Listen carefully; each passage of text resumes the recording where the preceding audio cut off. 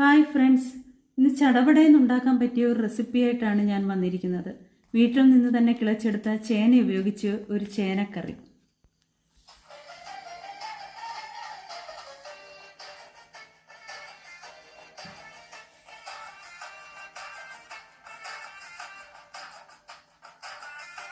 ചേന വൃത്തിയാക്കിയ ശേഷം ഒരു കഷ്ണം ചേന പീസാക്കി കുക്കറിലേക്ക് ഇടുക. ഒരു പച്ചമുളക്, ഒരു ചെറിയ കഷ്ണം തക്കാളി, 1/2 ടീസ്പൂൺ മഞ്ഞൾപ്പൊടി, 1 ടീസ്പൂൺ മുളക് പൊടി, ആവശ്യത്തിന് വെള്ളവും ചേർത്ത് കുക്കറിൽ വേവിക്കുക. മിക്സിയുടെ ജാറിലേക്ക് 1/2 കപ്പ് ചിരകിയ തേങ്ങ, ഒരു ഉള്ളി, 1/2 ടീസ്പൂൺ ജീരകം ഇവ അരച്ച് വെന്ത ചേനയിലേക്ക് ചേർത്തിളക്കുക.